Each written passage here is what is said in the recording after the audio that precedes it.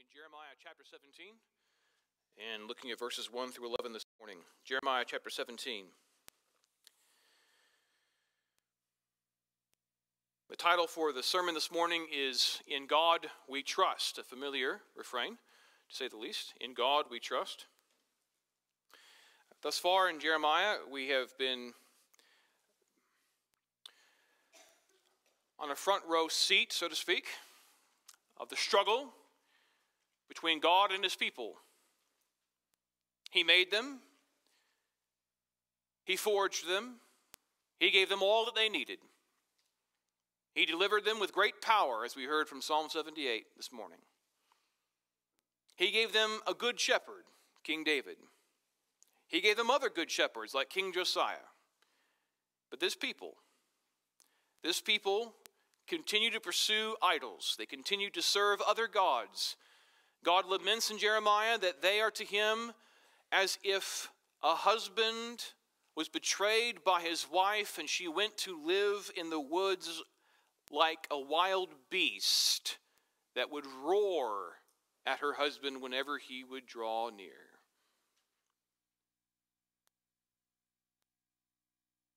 We come now to chapter 17.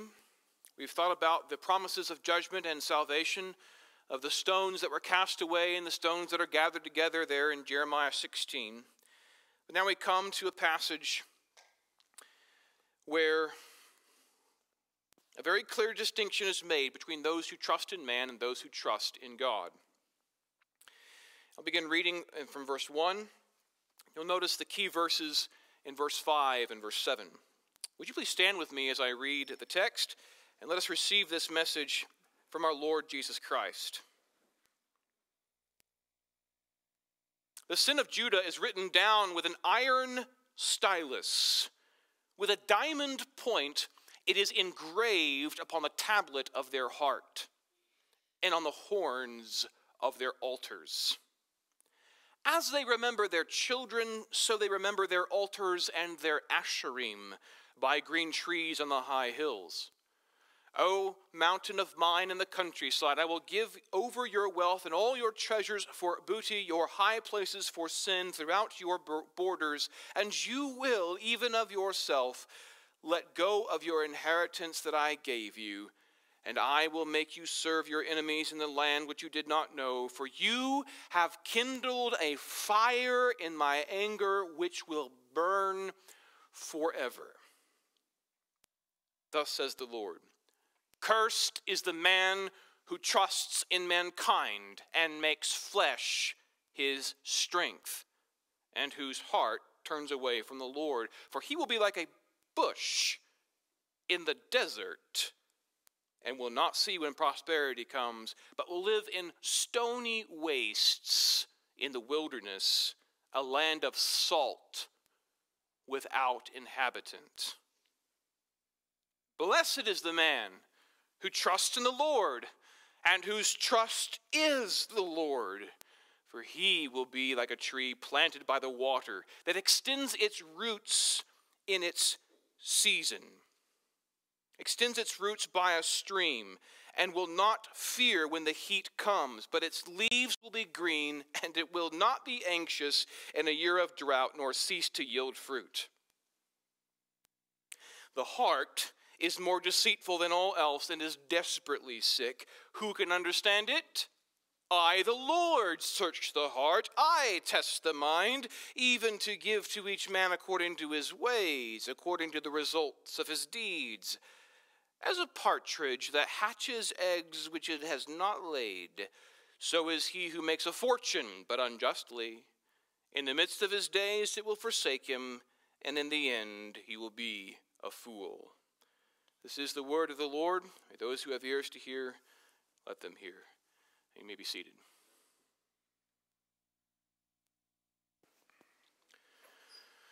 On September 13th, 1814, in the harbor of Baltimore, Maryland, Fort McHenry came under assault by the British fleet. 25 hours of shelling were witnessed by Francis Scott Key, a 35-year-old American lawyer who had boarded the British flagship to deliver one of his friends from their custody. He was successful. However, the British had let loose a secret that they had planned to bombard Fort McHenry and did not allow Francis Scott Key nor his friend out of their custody. They sent them to their ship but would not let them leave. And so, from 8 miles away, Francis Scott Key witnessed this 25-hour bombardment of Fort McHenry. The commander of Fort McHenry had some months earlier requisitioned an enormous flag to be made, in his own words, so that the British would know their defiance from miles away. And this flag was easily seen by Francis Scott Key, and until the smoke of the bombardment hid it from view, yet in the morning he could still see the flag.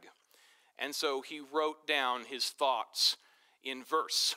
And this poem was later then published and sent out under the title of the Star-Spangled Banner. And in the fourth stanza of this poem, one that has been turned into a hymn, he says this: "Oh, thus be it ever when free men shall stand between their loved home and the war's desolation. Blessed with victory and peace, may the heaven-rescued land praise the power that hath made and preserved us a nation. Then conquer we must when our cause it is just, and this be our motto, in God is our trust. And the star-spangled banner in triumph shall wave o'er the land of the free and the home of the brave. In God is our trust." 50 years later, at the onset of the Civil War, a pastor from Massachusetts sent a letter to the Treasury Department saying that we ought to deliver ourselves from the ignominy of heathenism by placing upon our currency some statement of the Almighty God showing where our faith truly was. So the Secretary of the Treasury Department sent a letter to the head of the Mint with some suggestions of what might be written down on our coinage. In his letter he wrote, "In God is our trust," famous line from the Star-Spangled Banner. He then, before he sent the letter, crossed out 2 words and replaced it with 1, "In God we trust." Not only because that's better verbiage, it also is shorter and less letters to put on tiny coins. In God we trust. And this began to be adopted on certain coins, and it fell in and out of favor, but mostly the coins that were produced in the United States had this phrase on it, "In God we trust." So accepted was this practice that when in 1908 a $20 coin was minted without this phrase, the public outcry was so large that Congress was forced to pass a bill to say all our coins must have this phrase, "In God we trust." And later on, in the time of the Cold War, President Dwight D. Eisenhower, spurred along by members of Congress, wanted to show that we believed in God, not like the godless Soviets, said we are going to put on all our money, coins and bills, this phrase, "In God we trust." In fact, we're going to make it our national motto. In God we trust. So there's the origin story of why we have that phrase on our money, but I wonder if it's a complete origin story. I wonder where Francis Scott Key got the idea to write, "In God is our trust." And I wonder if he got it from Jeremiah 17, verse 7. I don't know. I don't know if he got it from that verse, but that's certainly the theme of this passage. Will we trust in man, or will we trust in God? In fact, we must exchange the curse of trusting in man for the blessing of trusting Christ. I think that's the way to capture the meaning of this passage. In God we trust. Is that a true statement? Is that something personally true for you? Is it something that is true of our states? The state of Mississippi has it on their seal. The state of Florida has made it their state motto. Is it true of the places in which we live? Is it true of our nation? In God we trust. It's an important question to ask, after all, as we see in the text. Cursed is the man who trusts in mankind, but blessed is the man who trusts in the Lord. What a huge contrast. And that contrast is set before us this morning. We ought to give it due consideration. Cursed is the man who trusts in mankind and who makes flesh his strength. See that, verse 5? Cursed is the man who trusts in mankind and makes flesh his strength. What does it mean to be cursed? I think in popular nomenclature is the idea of somebody having a bad time. If you get cursed, then you have unexplainable pains and you have unexplainable problems happening in your life. I must be cursed, someone might say. But that is not what it necessarily means in the scriptures. Cursed does mean bad things are happening, but it's really about a bad relationship. To understand what a curse is, perhaps we should understand what a blessing is. So for that, you can turn over to Numbers chapter 6. This is a passage that I often quote at the end of a service, but it's a blessing. It's a blessing, and this is a blessing that was entrusted to the Levitical priest to say to the people to bless the sons of Israel. Verse 22, the Lord spoke to Moses, saying, "Speak to Aaron and to his sons, saying, Thus you shall bless the sons of Israel. You shall say to them, The Lord bless you and keep you. The Lord bless you and keep you. The Lord make his face to shine upon you and be gracious to you. May the Lord lift up his countenance upon you and give you peace," give you shalom in the Hebrew, a wholeness, a completeness, so shall they invoke my name on the sons of Israel, and I then will bless them. That's a blessing. It's a blessing that takes into account primarily our relationship with God, and then, therefore, the goodness of our relationships with others and everything else in our world. So what does it mean to be cursed?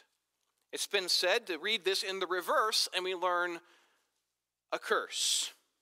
Instead of the Lord bless you, the Lord curse you. Instead of him keeping you, he exiles you.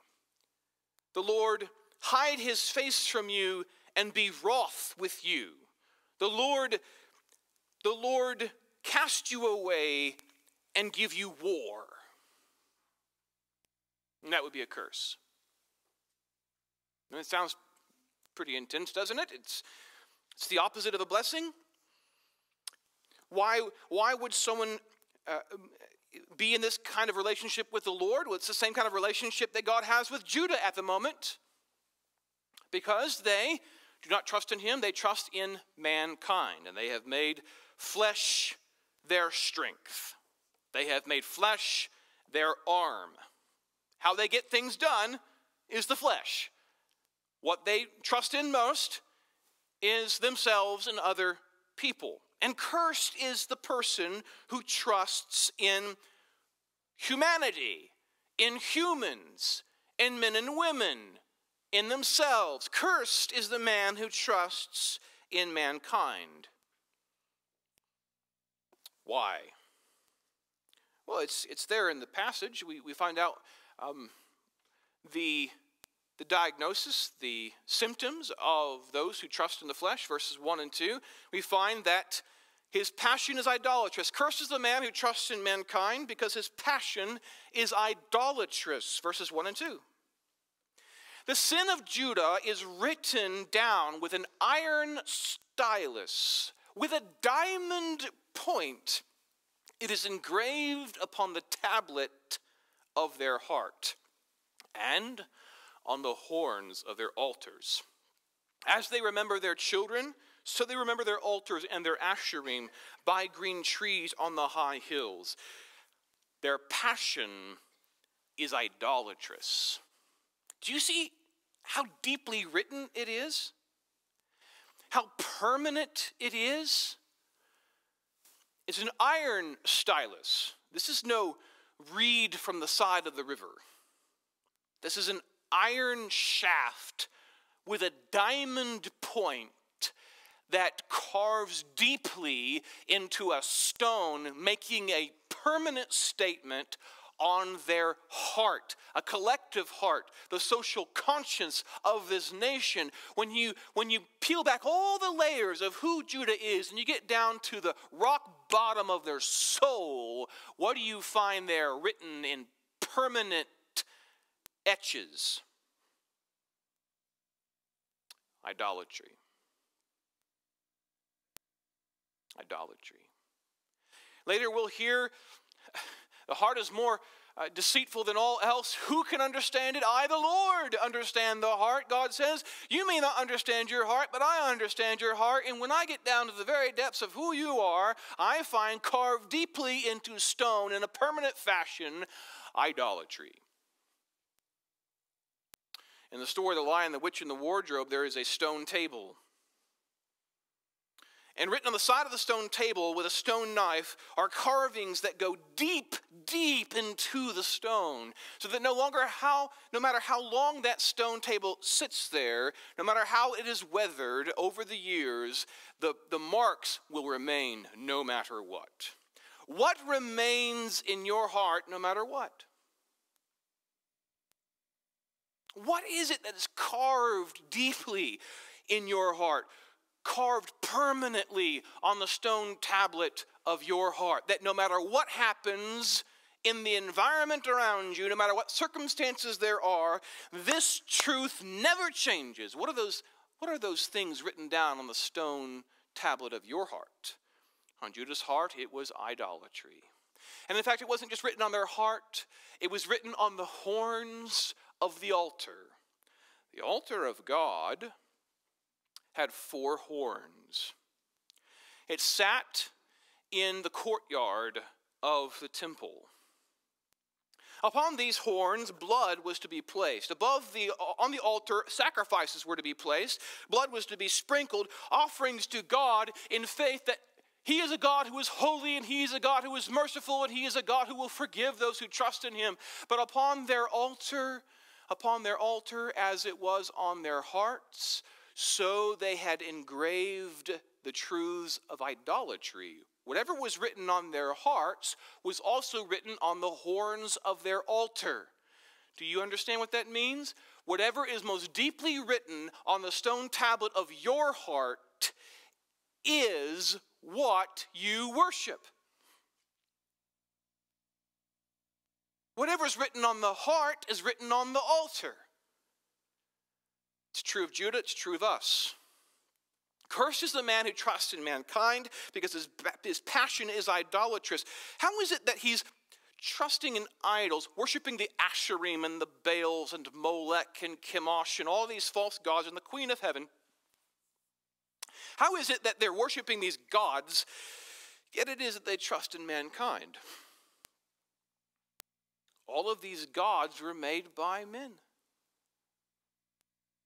All of these gods are made by men, and men are telling them this is so and this is thus about this god and this goddess.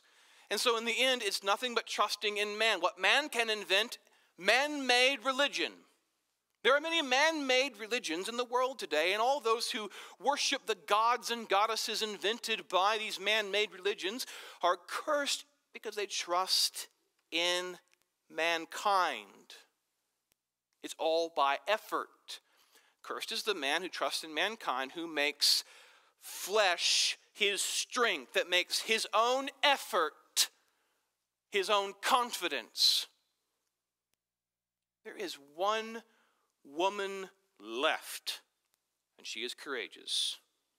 There is one woman left at the corner of Southwest 44th and Blackwelder. One woman left, protesting the place where they murder infants. One woman.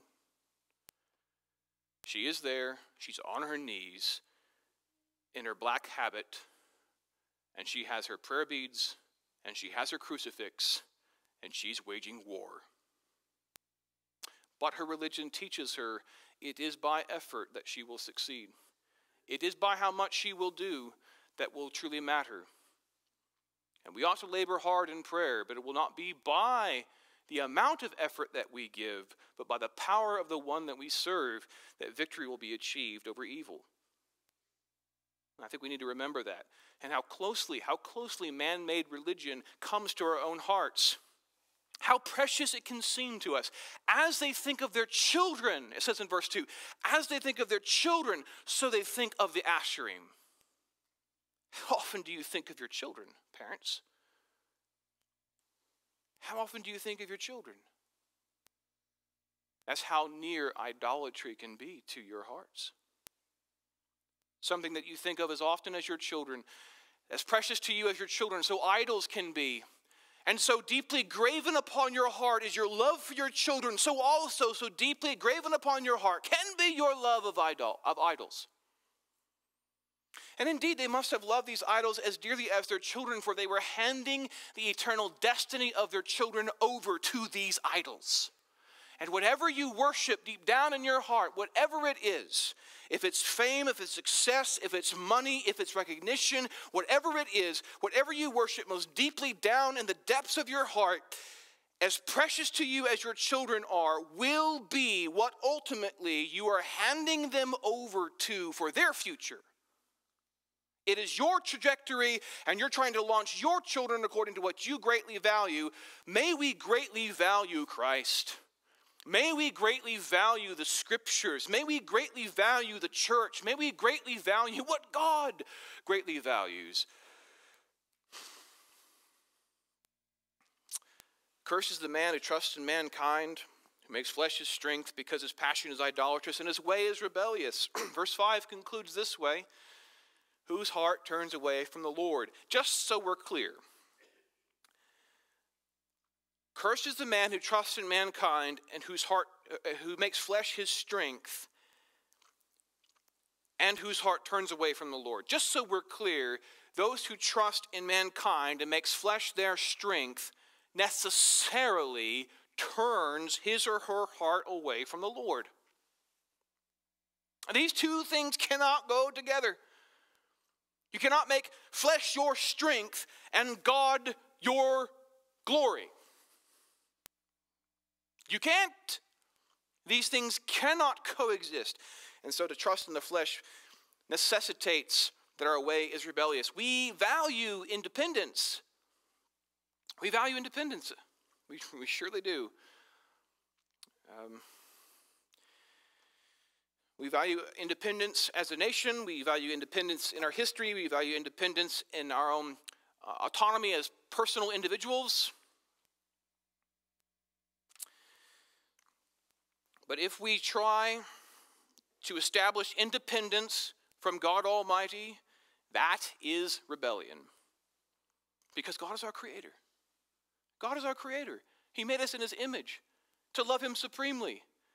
We live independent from that. We are in rebellion, as was Judah. Cursed are we, exiled, at war with God, if we trust in the flesh, because our way is rebellious. And our heart is devious. The heart is devious. Verse 9 says, the heart is more deceitful than all else and is desperately sick. Who can understand it? Cursed is the man who trusts in mankind. Why? Because when you begin to rely on mankind, if your source of truth comes from what most people are saying most of the time, you think the weather in Oklahoma changes often. Truth, as far as the world is concerned, changes more often than the weather here. If you try to believe what most of the people are saying most of the time, you're going to have to change what you believe all the time, because the heart is deceitful, more deceitful than all else, and is desperately sick. If you try to rely on the flesh, if you try to depend on yourself, I'm just going to follow my heart. The heart is more devious and deceitful than all else. Who can really follow your own heart? God forbid. God forbid that you would follow your own heart. God forbid that I would follow my own heart. Down deep on the stone tablets of my heart is sin etched deep. And unless God reaches down and erases that sin and writes his law on the tablets of my heart, my passions will not be in line with his. God forbid that we would ever follow our own heart. This is my desire, this is my emotion, this is my experience, this is what I feel like. God forbid that we would follow our own hearts. Do not let your heart guide you. You can watch Disney movies, just don't believe the message. Don't follow your own heart. His treasure is worthless as well. Cursed is the man who trusts in mankind. His passion is idolatrous, his way is rebellious, his heart is devious, and his treasure is worthless. Verse 11 is meant to be humorous. We don't live in Jeremiah's day, so we don't get the joke. As a partridge that hatches eggs, which it has not laid, so is he who makes a fortune but unjustly. In the midst of his days it will forsake him, and in the end he will be a fool. You can translate this one way or the other. The partridge, the picture is this. The partridge is a bird that does not live in a pear tree. The partridge is a bird that was known to Jeremiah and his countrymen as a bird who would go and steal eggs from other birds that had left them unattended. Not to eat them, but to take them to its own nest, so its nest got bigger and bigger and bigger. And this partridge would have all kinds of eggs in its nest that weren't its own. You might find a partridge with an ostrich egg. And this partridge can't hatch it because it's not big enough. And or the ones that it does hatch of these other species of birds are hatched, and it's completely different from the mother, and they either die, or if somehow they survive, they leave because the partridge is not of their own kind.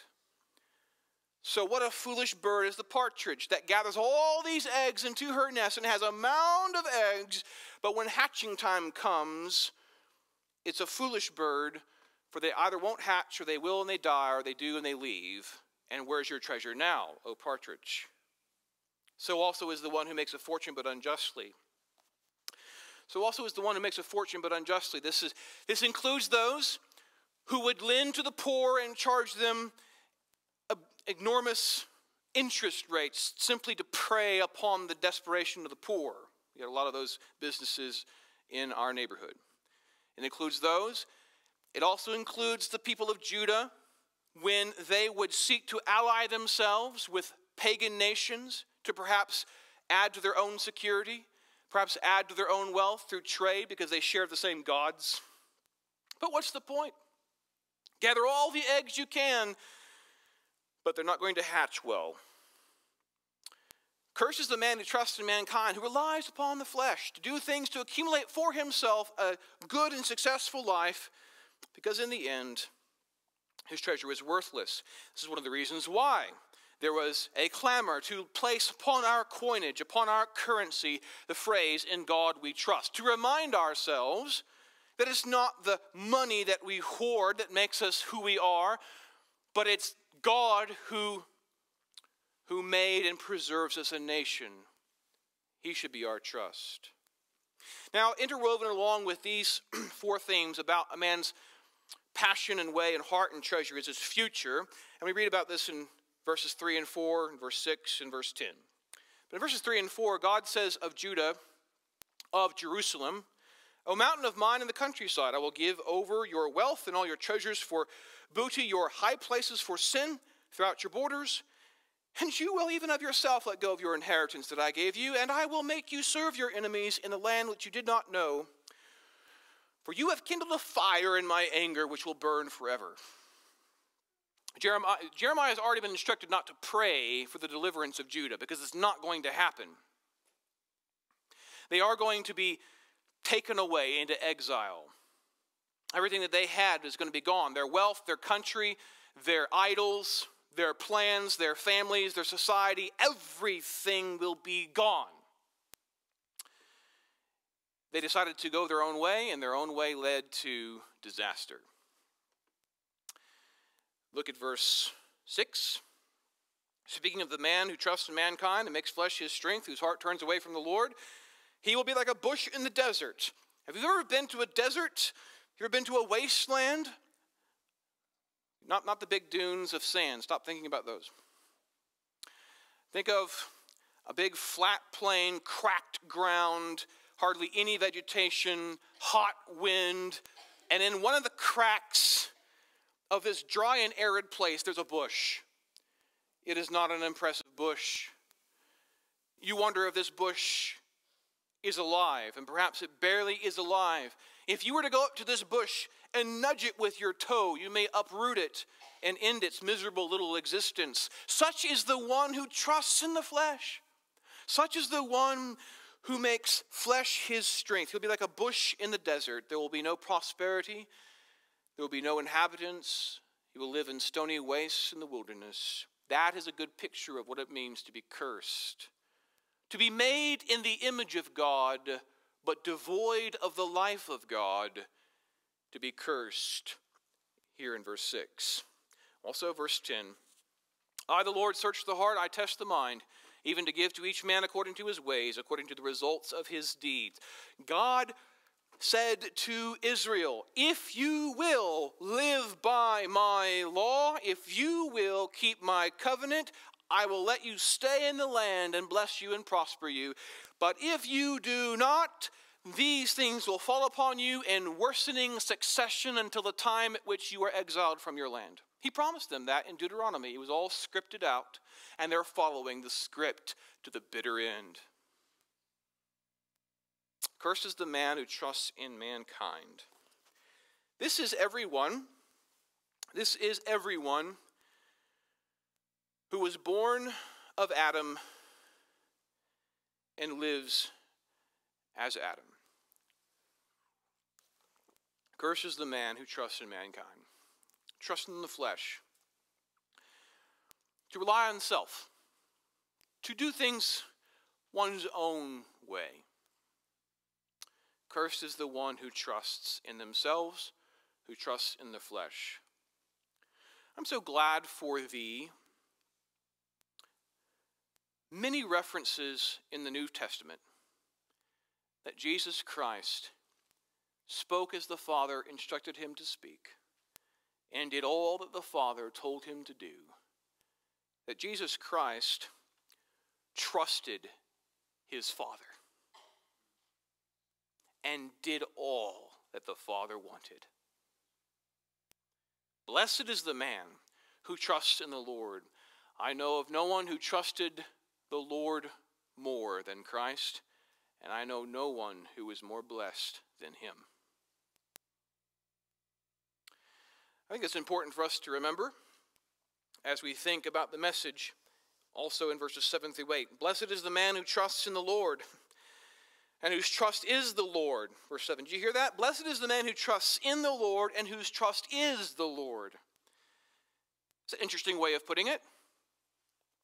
On our coins and on our currency, it says, in God we trust. Blessed is the man who trusts in the Lord. What we do not have on our currency is the following. God is our trust. That would be a good idea. What's the difference?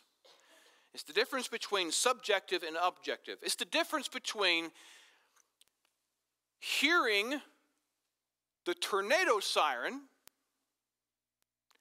and running for the storm shelter. I am taking refuge, and then being in the storm shelter, looking around at your refuge. You're taking refuge in the refuge. I'm trusting in the Lord, who is my trust. The subjective side is me trusting God, but the objective, eternal truth, which never will be changed, is God is our trust. He is our refuge. He is the faithful, all-powerful, good God who never backs down off his promises. Blessed is the man who not only trusts in the Lord and says, in God we trust, but whose trust is the Lord. You can tell when someone's trust is the Lord because they refuse to depend on themselves. I will not follow my heart in this situation. My heart will lead me astray. My heart will lead me into idolatry. My heart will lead me into conflict. You can tell when someone's trust is the Lord because they don't depend on the flesh. They're not out for themselves. They're not gathering worthless treasure. They're not determining for themselves right and wrong. They are depending on the Lord. Blessed is the man who trusts in the Lord, whose trust is the Lord. There's a blessedness here that Jeremiah speaks of, which can best be understood from Psalm chapter 1 and Psalm chapter 2. So if you back up a little bit to Psalm and look there in chapter 1 and chapter 2, we can see some passages that Jeremiah must have been meditating on as he was receiving this message from the Lord.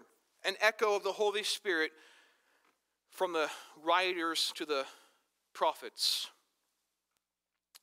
Notice the similarity of language in Psalm 1. How blessed is the man who does not walk in the counsel of the wicked, nor stand in the path of sinners, nor sit in the seat of scoffers. In other words, how blessed is the man who does not trust in mankind, who does not make flesh his strength, but his delight is in the law of the Lord, and in his law he meditates day and night. Here's something very practical for us. How blessed is the man who trusts in the Lord and in whom the Lord is his trust. What does that practically look like? If we're not depending upon the flesh, then we are delighting in the Scriptures. My heart is devious, but God's word is true.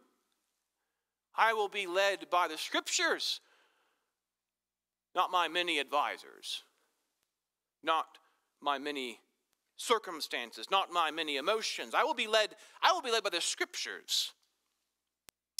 In his law he meditates day and night. He will be like a tree firmly planted by streams of water, which yields its fruit in its season. Its leaf does not wither, and whatever he does, he prospers. And that sounds like Jeremiah 17, verse 8. He will be like a tree planted by the water that extends its roots by a stream, and will not fear when the heat comes, but its leaves will turn green, and it will not be anxious in a year of drought, nor cease to yield fruit. You hear the similarities? How blessed is the one who makes the Lord their trust, who trusts in the Lord.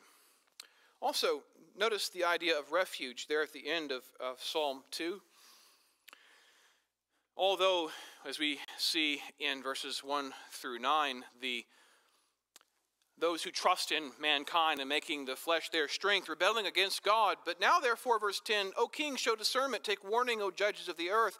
Worship the Lord with reverence and rejoice with trembling. Do homage to the Son, that's Jesus Christ, so that he not become angry and you perish in the way, for his wrath may soon be kindled. How blessed are all those who take refuge in him. How blessed is the one who trusts in the Lord and the Lord is their trust. How blessed. We see this blessedness in verse 8 because the man who trusts in the Lord, the person, the man or the woman or the child who trusts in the Lord, they are blessed because their life is abundant. Verse 8 begins this way. He will be like a tree planted by the water that extends its roots by a stream. It will not fear when the heat comes, but its leaves will be green. It will not be anxious in a year of drought, nor cease to yield fruit. There's abundance. There is fruitfulness in the life of the one who trusts in the Lord. And the Lord is their trust. There is fruitfulness in that life. What kind of fruitfulness? It's the kind of fruitfulness of the image of God being filled with the life of God. The fruitfulness of this person is a person who loves God supremely, and everybody can tell. The fruitfulness of this person's life is someone who loves others rightly, and you can tell. Somebody who cares for the creation around them responsibly, takes care of their own things in a responsible, generous, God-honoring way. And it's clear That kind of fruitfulness. Because they're a tree planted by the water, right? Where's the best place to put a tree? What's the best environment to put a tree? Think of the best place to put a tree and watch that tree flourish in season and out of season, no matter what happens, because the tree is filled with the life that God gave it in just the right way. Look how fruitful and abundant that tree is. That's who we are in the image of God when we trust in the Lord and the Lord is our trust. We are as fruitful and bountiful as God ever intended for us to be in all the ways He wants us to be. Blessed is the one who trusts in the Lord, whose trust is the Lord. That person's life is abundant, and that person's future is secure. His future is secure. He will not fear, verse 8 says, he will not fear when the heat comes. It will not be anxious. This tree, this man, this woman will not be anxious in a year of drought. Why not? Because we're not trusting in mankind and making the flesh our strength. We're trusting in the Lord, and the Lord is our trust. And He doesn't change. He doesn't wither. We may be up and down, but He's always the same good and gracious God. In God we trust. That is a good motto for our country. It's a good motto for a state. It's a good motto for us personally. In God we trust. Ultimately, that only makes sense if God is our trust. Interesting thing happened around September 11th, 2001. All around the country in government schools that have been intensely secularized, posters started going up that said, "In God we trust." And nobody made a fuss, and they were allowed to hang there for a time. In 2003, a survey revealed that 90% of Americans strongly approved of the motto, "In God we trust," as our national motto. And that makes sense. We're so close to 9/11. Yet even in 2011, the House of Representatives voted 396 to 9 to maintain "In God we trust" as our national motto. And it's interesting that throughout the years there have been challenges that come through the courts under some tortured rendering of the Constitution to say that we ought not have God in any of our government whatsoever, ever mentioned as if He had nothing to do with our nation. And the attacks on this motto have been noted, but it's interesting to me that one of the very first attacks upon the motto was refused to be heard, was denied by a Fifth Circuit court, and this is the way they defended it. They defended the motto by saying its primary purpose is secular, so we can leave it be. This is from 1979. Defending "In God we trust" by saying it's a secular motto, so we can leave it alone. It doesn't breach these concerns. Isn't that a tortured abuse of human language? Spank our children if they tried that. That's a lie. A blatant one at that. So I think the motto is secure. I don't think the motto is going anywhere. I think the motto is secure, but I don't think its meaning is secure. And we may have mottos in our lives, but is the meaning of these mottos secure? In God we trust, only if God is our trust. I was listening to a radio program, just briefly a snippet of something my wife pointed me to. I was like, oh yes, this is good to listen to. John Stonestreet was talking about living in this world, training our children in this strange world we live in. And he talked about the fact that very often, as we speak with people, we're using the same vocabulary and using different dictionaries. So we need to labor. We need to labor to ensure in our own lives that we're not trusting in the flesh, but we are trusting in the Lord, and that man is not our strength, but that the Lord is our trust. And we need to labor this in our own lives personally, and as we begin to exhort those around us in our lives. Let's remember that the motto may be the same vocabulary, but let's make sure that we're using the same dictionary. For there would be many in Jeremiah's day that would say, oh yes, we trust in the Lord. But it would not be so. May it be so in our lives this morning. Let's pray. Father, I thank you for the time you've given us in your word. I pray that we would see and contemplate, meditate, apply this contrast. Cursed is the man who trusts in mankind, but blessed is the man who trusts in the Lord. The Lord is his trust. Father, may that be true of us as we look to Christ. May we abandon any hope in ourselves, but only cling to Christ. And may you make us very fruitful in renewing us in your image, that we may be a bright light and flavorful salt in this world. We pray these things for Christ's sake.